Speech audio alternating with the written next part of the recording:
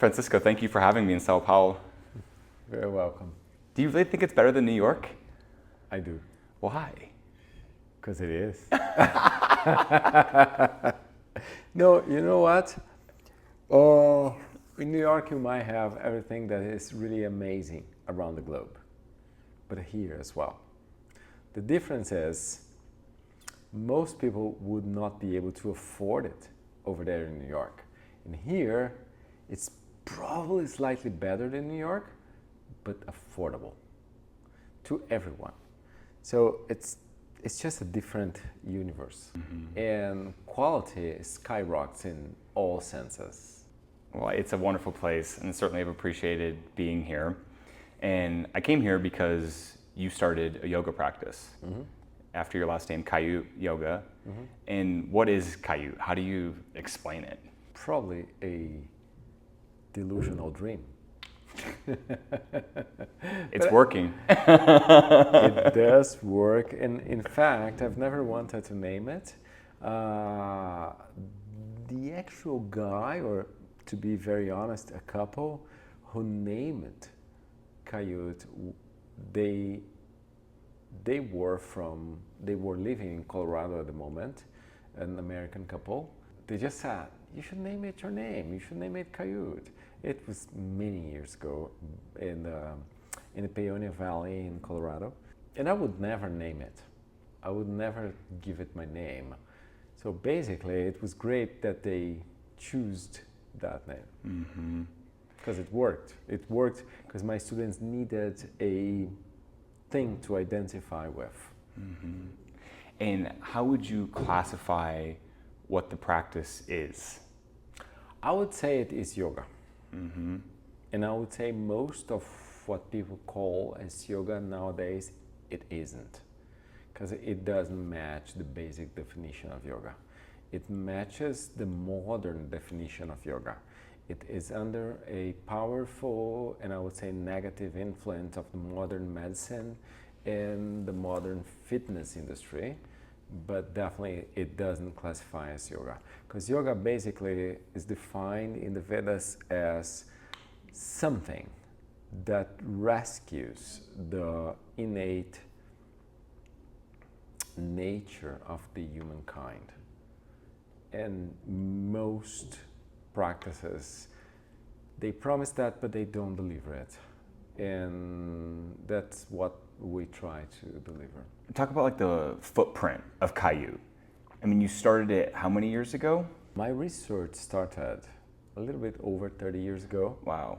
The name came maybe 15 years ago. And I would say lately, during and right post-pandemic, we've been doing the best work yet. That's amazing. Congratulations. Yeah, I would say it's over 1,000 teachers graduated from the trainings, and they are in Australia, New Zealand, Western Europe, Asia, Africa, South Africa, lots of places in Europe, and then definitely North America and South America. And it started in Brazil. Yes. Your hometown. Is it Actually, I would say it started strongly and stronger in Colorado, more than my hometown.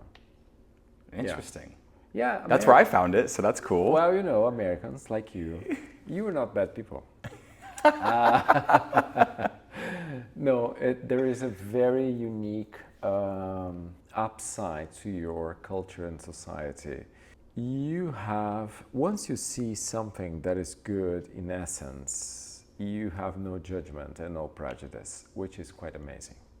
Because I would say I am, as a brand, stronger in Colorado than I am in my hometown, mostly because Brazilians have a very hard time acknowledging local successes. And you Americans don't. You don't have that problem.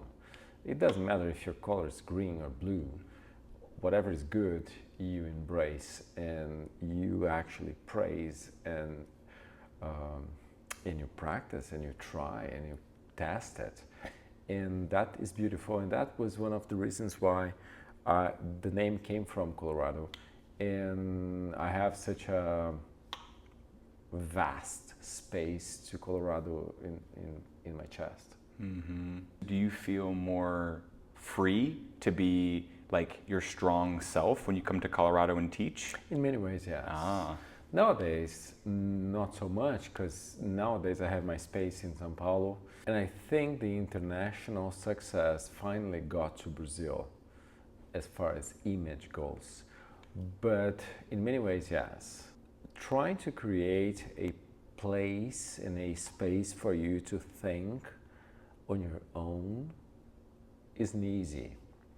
Although in the States it's easier, mm-hmm. which is a fantastic thing. Mm-hmm. Do you have any idea how many students you guys have worldwide?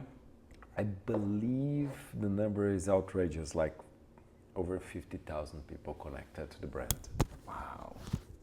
Yeah, over 50,000 people, because we have so many teachers and they have so many students. There is a unknown impact that we can only estimate. Mm-hmm. But last time we did that exercise, it was over 50,000. Wow. Kaiut is one of the most amazing things that I've gotten to experience in terms of it's just... Because you're just too young. Well, I'm lucky, I think, to experience it at such a young age. Yes. You know, I feel like it's it's almost a cheat code that I'm getting it when I am, so I'm super thankful for that. But I feel like there's still a lot of people who don't know about it and have no idea what they would expect if they walked into a studio. And I still don't know what I'm getting. I've been in this 2 years now-ish, and I still have no idea what I'm gonna get myself into, because it's just so creative and so different. Mm-hmm. And I really want the listener to be able to kind of try and understand what it might be and entail. This is the main problem, Andrew, because when you practice something, you want to excel at that.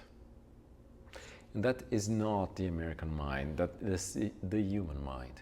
We want to understand, but in order for you to understand whatever you try to understand, unfortunately, we acknowledge art so much, and therefore we allow art to be as vast and as creative and as unique as possible.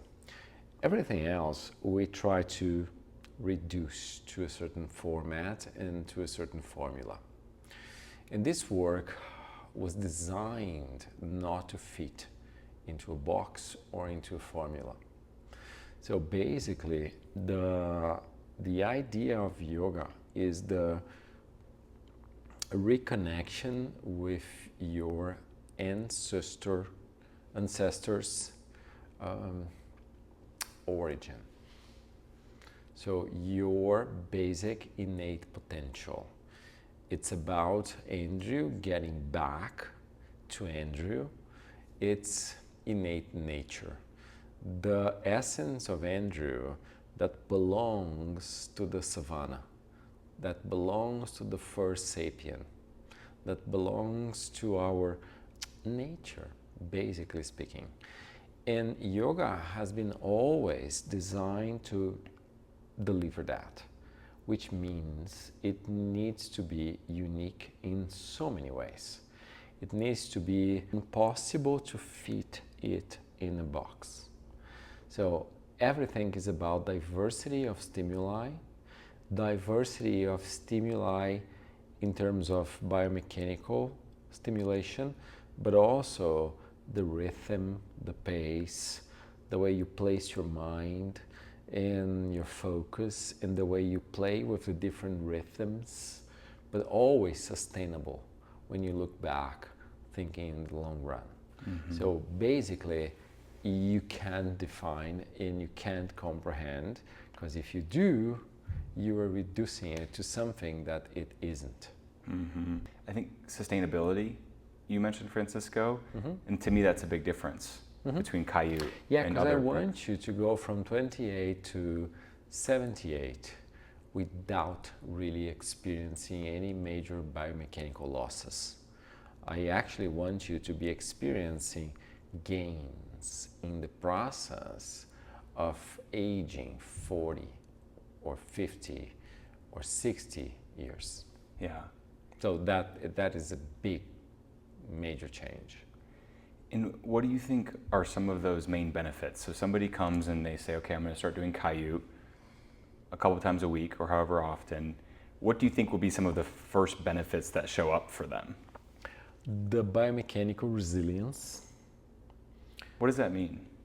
That means your joints will be able to endure more properly. Because nowadays, we always think about the gym. And lately, we've been under this flood of supposedly modern science in regards to muscle work, gym work. You can't age 10 more years without going to the gym, without working your muscles, without being exposed to this training and that training or that trainer. And I totally disagree with it, because most of that compromises your mobility. And if it compromises your mobility, it compromises your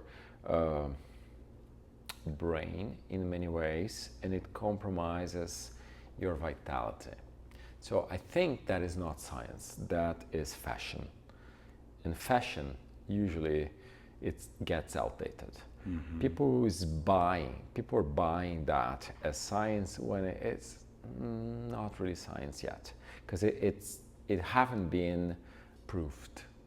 Everybody's making a bet on that, but nobody have been making that bet over the past 10 years. Mm-hmm. And sometimes when that happens, people are confusing genetic uniquenesses as average. You can't. I mean, you have in Brazil, for example, you have Pelé, a major soccer player. But we all know the genetic configuration of his calves were unique. So basically, that's not sustainable to most of us. And therefore, there's no science based on that, unless the comproval that there is a unique circumstance around that athlete. And if you go for that, you will get only injury and frustration and probably chronic pain. Mm-hmm. So basically, what I want to deliver is mobility. And mobility will deliver muscle tone to the level you need. And muscle tone plus mobility naturally created will naturally trigger patterns in the brain that will keep the brain more awakened and more prone to continue to function well. We want to be constantly regulating the autonomic nervous system, which is something we do as we open and close the classes, and as we teach our students to work towards a particular type of focus. And beyond that, we teach them to create a very consistent state of presence. Resilience will be created in the joint, in the muscle, in the mind, and in their emotional systems as well. Mm-hmm. That's beautiful. And I think for me, I'm sure everyone takes something different. The first thing I noticed that I got benefits after training with the best teacher, Darwin, is that... That's a good one. I owe Darwin a lot because he's the one who brought me into the practice. But what I realized is that it helped me stay calm in very chaotic situations. Mm-hmm. That's the whole point. Is it? Yeah. Ah, okay. That's I wondered if that was kind of... This is why we try to create... So, first of all, I think there is a very misfortunate situation with the international yoga scene. First of all, the industry of yoga nowadays is based on products. Most of the revenue comes from selling shit.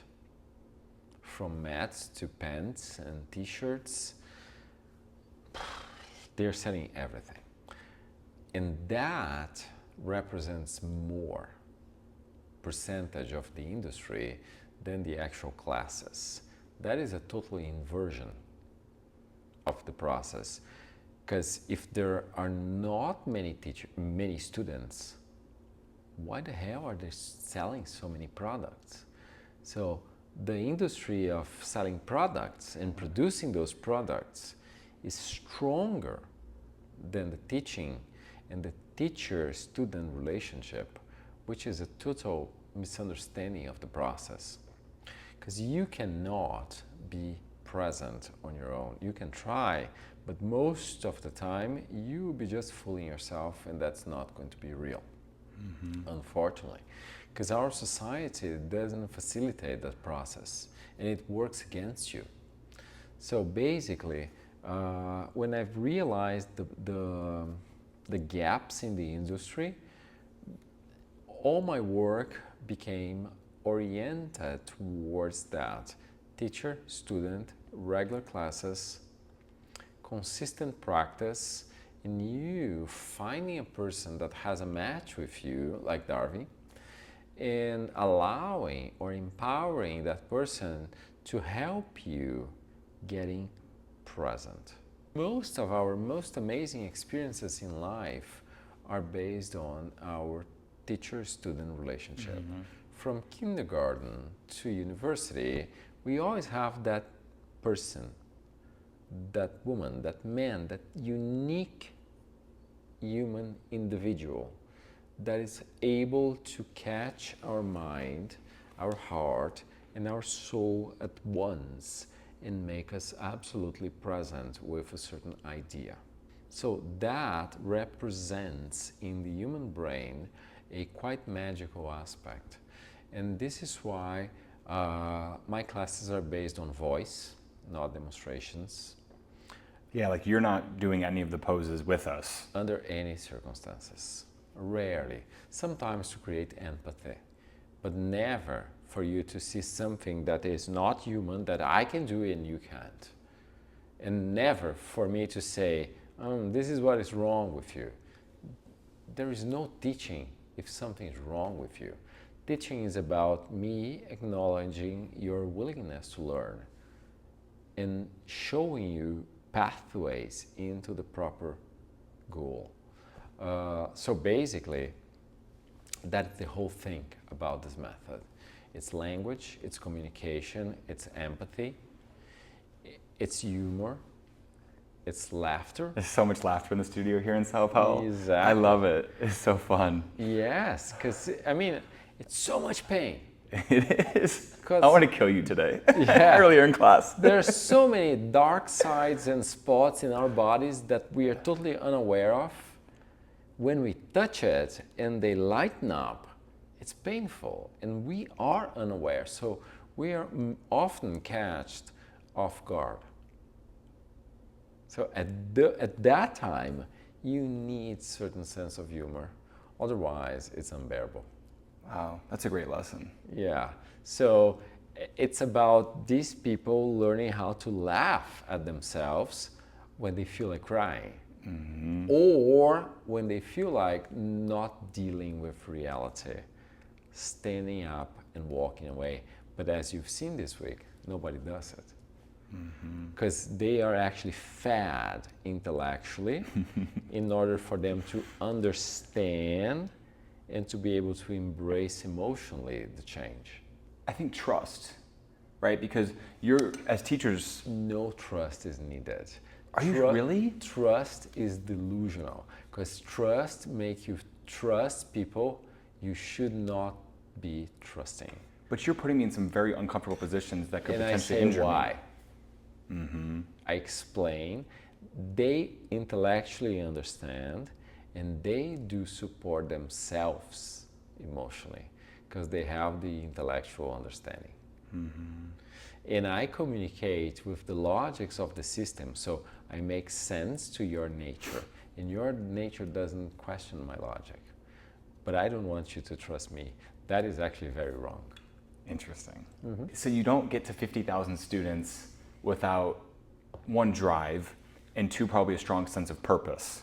I really want to dive into where this started. I imagine you were practicing yoga consistently before you started this? I did practice a lot, and I got the virus of yoga. Why did you get into yoga in the first place? Just personal pain and injury and history and trauma. I've been shot, and I've been shot in the hip as a kid. So How did that happen? Brazil under military rule. My father was military, working for a intelligence company, and or a gun in the car. So my cousin found the gun. Basically, it was a military crime. In a sense, legally speaking, I was shot by my father. It was his gun, it was his car, and I was 6. My cousin was 7, so he got the gun. He thought it was a toy, and he shot me in the hip. Do you remember it? I remember the moment, but then I have a blackout that lasts for 5 years, 5-ish. So my memories come back when I was kind of 12. Most of the memories from then on were memories from pain. Hip pain, leg pain, thighs, hamstrings, low back, upper back, neck, everything, the whole package. And eventually I found yoga, and it was a tremendous relief at the beginning.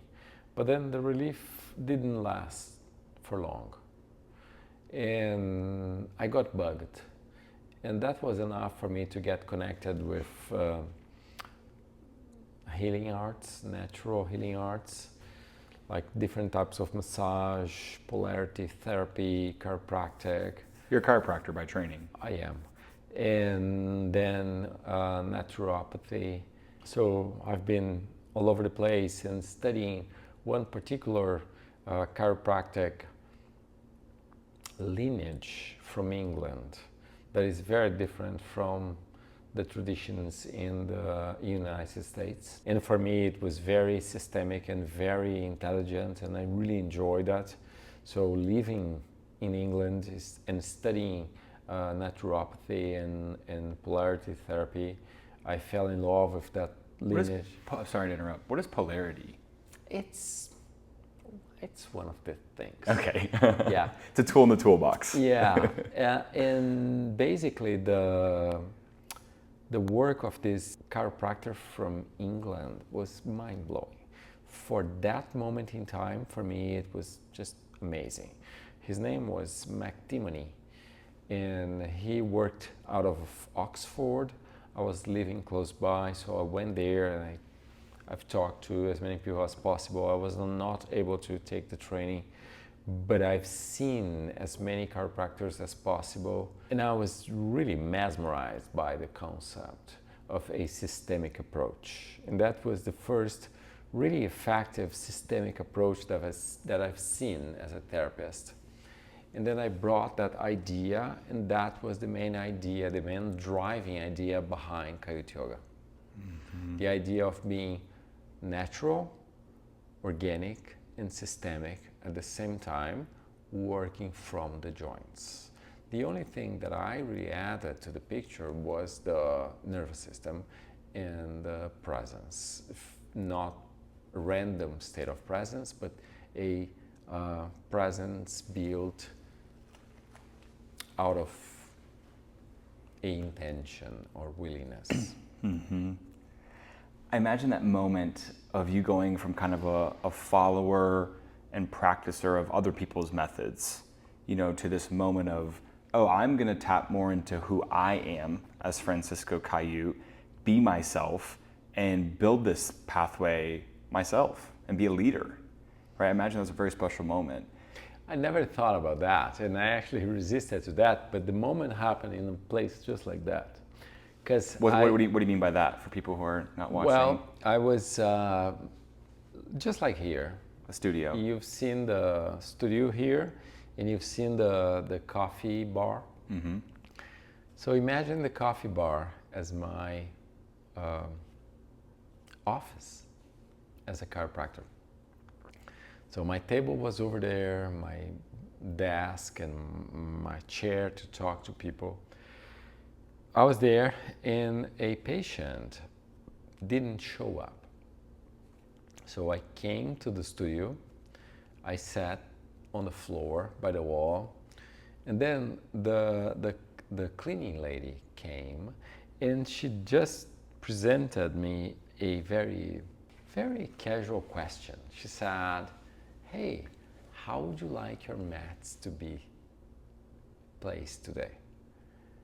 And for me that was like because I saw the mat, and in a sense I saw the mats raising to the size or to the height of a chiropractic table.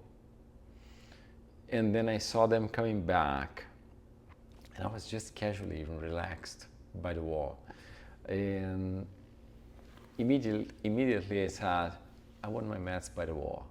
Just like that, 90-degree angle. Place the bolsters over here. I want them to come in, to lie on their backs, and to have their legs up at the wall. That was the first pose. And for me, since then, every mat is a chiropractic table, and every pose or fraction of a pose, because I mostly use fractions of poses, they are basic strokes to approach basic joints. That was the moment. Mm-hmm. Oh my gosh. How many poses do you think you've developed since then? I don't know, probably hundreds. Hundreds? I would say with the variations. We might be around 1,000. Wow. That's what I'm trying to understand is the curriculum. Because you have all these schools out there and you're all following like a pretty structured curriculum. They do. And that all stems from you. Yeah. But although, Andrew, the method is a way, it's first of all a way of seeing people. So the method itself is a point of view. It's a point of view on people, and then it's a point of view on health, and right below that it's a point of view on mobility, and after that it is a way of thinking. Only after seeing, thinking, it is a way of doing. So the method is not about the doing. The class plans are very well structured, but they are not my method, they're not my work. They're just they are a roadmap. They help you, but they will not get you to the place. What will get you to the place is a vast amount of things combined. But basically, it starts with a point of view. Mm-hmm. It's a perspective. So I need my teachers to be able to think, to see other humans in a non-judgmental way, and to be able to see challenging things, never judging, and under any circumstances creating rules. Because we are operating under only one rule. There are no rules. Everything is about a point of view. And therefore, the class plans are just tools we use in favor of the student. That's beautiful. How do you balance keeping the quality and authenticity of the yoga, which I think is very felt by anyone who is familiar with Kaiut, while also, running and growing a business? I don't. That's not my business. Growing the business is not my business. So do you actively think about like marketing and branding and stuff like that? Never. You don't think about it? No. It doesn't feel like you do. No, I don't. Wow. No, my son does a bit, but he keeps the balance because my vision has to thrive in the midst of all that. And some studio owners do, like Darwin, he has to, because his studio needs to thrive business-wise. He has a studio in Boulder, And they just hit 400 students. I heard, Exactly. which is They're awesome. doing very well. Yeah.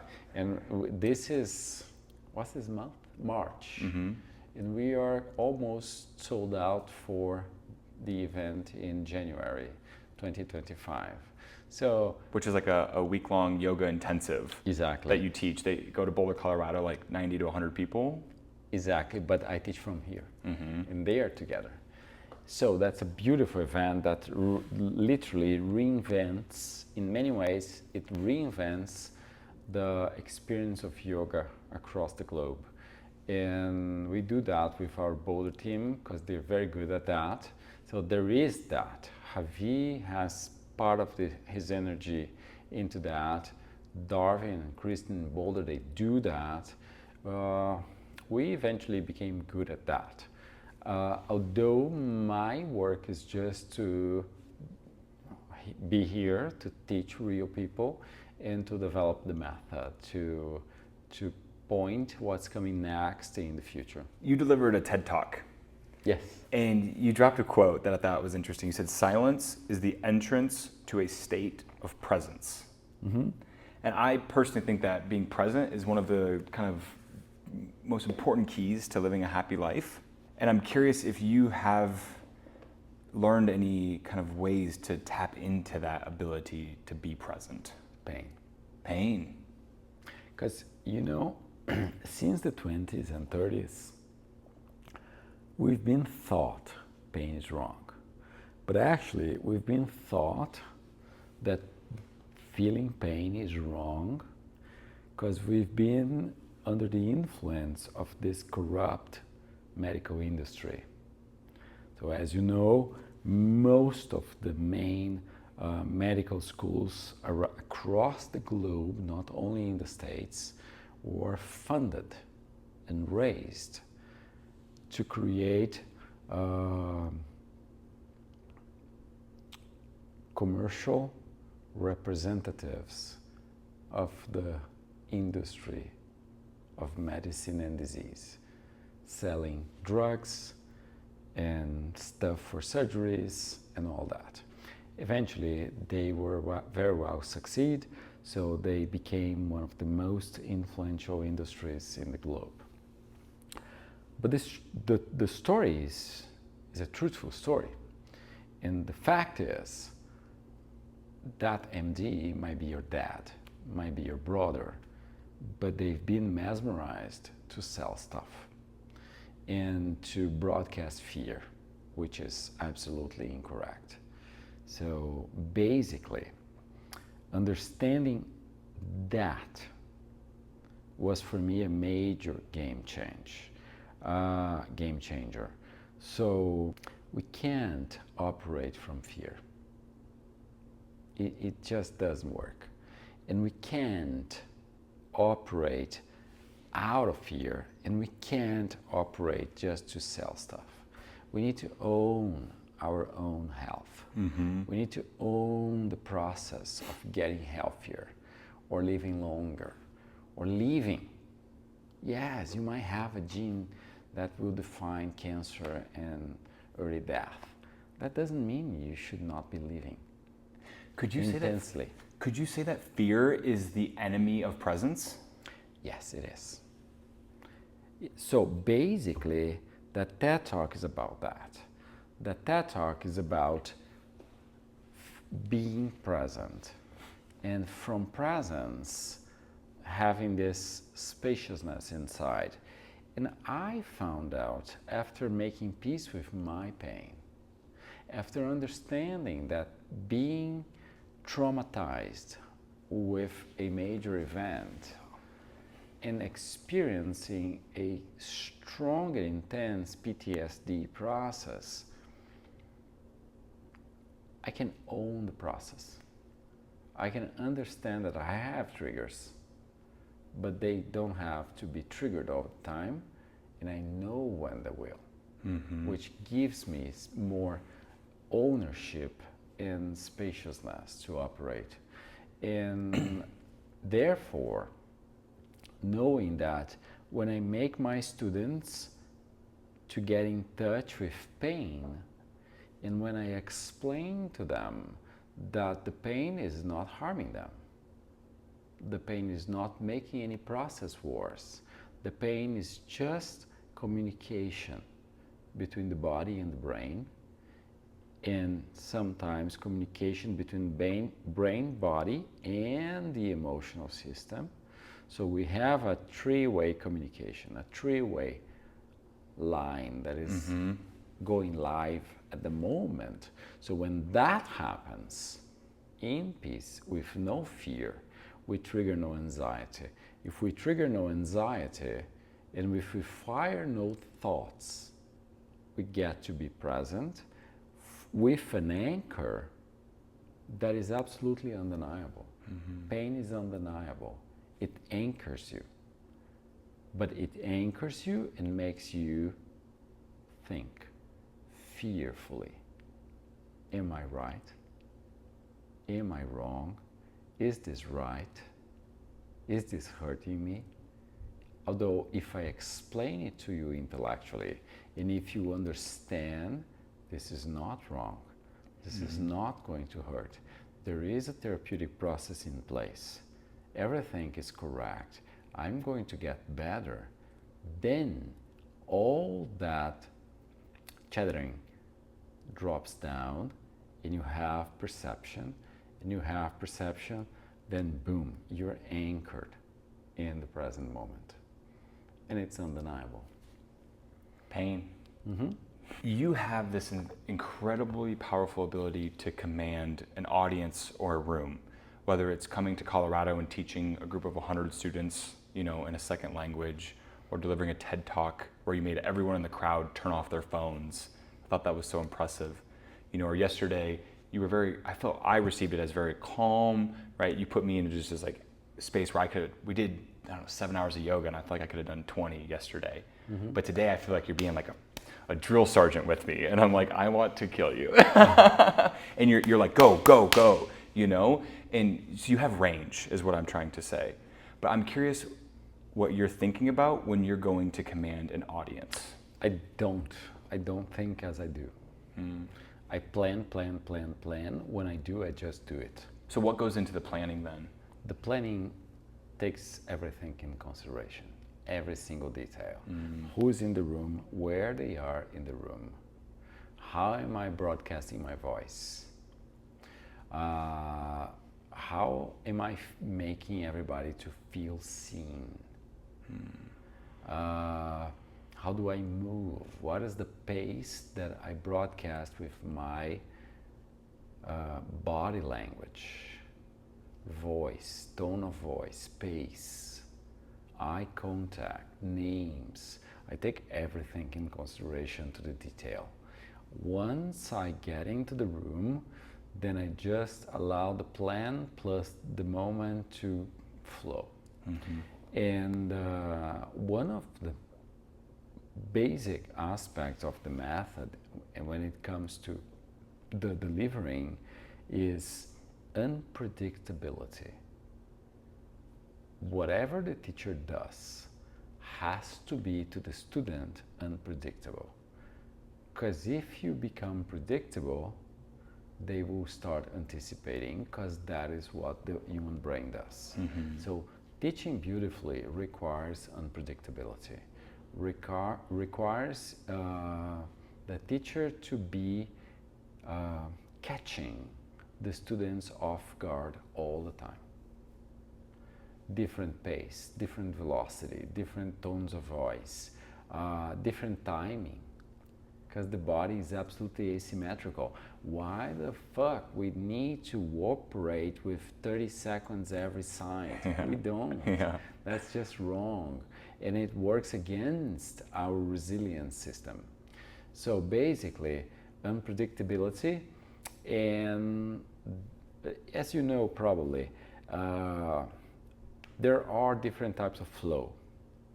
Most people get to a flow state as they parachute, as they rock climb, as they freestyle rock climb, as they do different breathing exercises, Although the most powerful flow the human brain can experience is the flow that flows between a crowd of students and a teacher when they're all involved with a learning process. That is as powerful as parachuting. Mm-hmm. That is as powerful as freediving. So basically, at that moment, but this is about teaching. So they gotta be teaching and you gotta be teaching. They gotta be learning and you gotta be teaching. Mm-hmm. And that creates the flow. And what we do create in our studios and schools, because we actually don't say studios, we say schools, we get them to be learning. And we got the teachers to be teaching, which creates a unique flow that the teachers and the students, they can actually feel that the experience is unique. Definitely I'm more experienced than most of these teachers, which makes it more clear to the students, but it's just a level of experience because the technique is quite obvious to all of us. Mm-hmm. You and all of your fellow Brazilians are in such incredible shape. I live in Los Angeles. I feel like I'm used to people who are in good shape, but here is a different level. What are you guys doing? We're doing Kaiut yoga. What else? What else could you do? When you're not doing Kaiut, what are like two other habits that you try to incorporate? I fast often. Like daily, like intermittent daily, or you'll do like the 3-day fast kind of thing? Most of the time, 18 hours. Okay. Not eating, and then just a few hours eating. Sometimes I do longer fasting, like 10 days, once a year. You've been 10 days? Yeah. Water only? Yeah, once a year. Wow. Yeah. And then nowadays I am after the 10 days fasting because I usually do it after Carnival. No religious thing. It's just because we have Christmas, big in Brazil, New Year's, school vacation, so we travel with the kids, then we come back, and then Carnival is a major holiday. So after all that excessive eating, I usually, before that, I tend to be fasting already. But then I have a full stop, I have a major fast, and then I do something that I also did since the very beginning of my history of yoga, because I was a macrobiotic, in this macrobiotic diet for many years. Then I do a 10 days brown rice mono diet, and then I just keep my regular home diet, which is mostly legumes and greens, and you don't eat a lot of sugar, I imagine? I've stopped any sugar since when I was 17. Like completely? Mm-hmm. Wow. That's how you have energy to teach from 6:50 in the morning till 8:30 at night.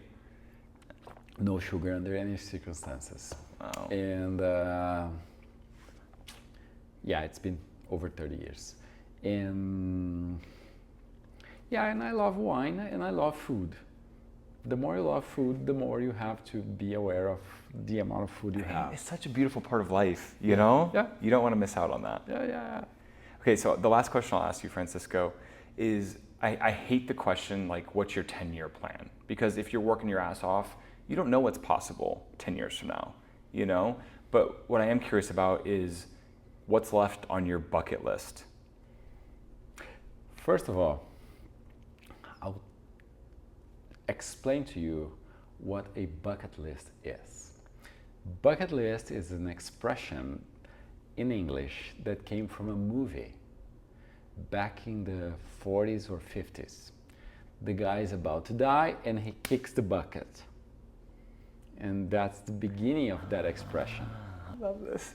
The Brazilian teaching the American things. Exactly. It's an American movie. The movie is not so great, but the expression came from that particular scene. In Portuguese, we do have the bucket list. Ah. It's exactly the opposite. No. It's not about the things you want to do and accomplish before the end of your life. It's what's your bucket list for this year? It's something you really want. There's nothing to do with the end of your time, which is funny. It is. In a conversation with yes, a Brazilian yeah, right. I've worked with the events, growing the brand and the method over the past decade in North America. So it was Toronto, Boulder, Denver, other parts of Colorado like Telluride, California. Because you're in Austin now too, right? Yes, but I was never there. Okay. So, and then Amsterdam. So lots of work in that particular direction. For a few years, I've traveled, I would say 6 to 7 months every year. It wasn't able to have a regular work. So pandemic came, I was locked, recording lots of classes. When I was able to record our online archive, I just realized how much I actually learned and what the level of comprehension in myself was. So just during the pandemic, I understood the amount of understanding about my own work I already have, which was great. But then the pandemic came to an end. The possibility of traveling again opened up. It didn't really appeal to me. I was craving to be back to the teaching room, to the ground floor, and to be working with real people. And then we've opened this little room and it worked. We're moving to a bigger room, hopefully this year, if the remodeling gets done. So basically, I'm applying only the techniques I teach in the training. Nothing more, nothing less.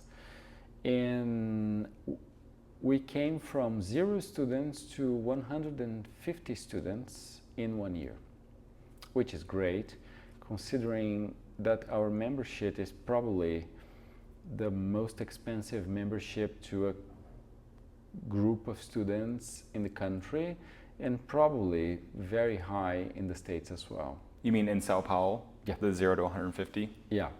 Now we have involved with this studio around 170 students, and it was from the end of the first year, it was already profitable. Wow. And I want to move from here to the next room, which is just 2 blocks down the road, and I want to have 300 solid members. There is always a fluctuating population, but I want to work with 300 people for the next 2 or 3 decades. And I want to see the work imprinting their aging processes for 2 or 3 decades. So it's 300 people, and I just want to make my point and to see myself and to show to the public what is actually doable. You're going to do it. I mean, there's no doubt. And you're going to do so much more than that. You've got a book coming out sometime. Can I say that?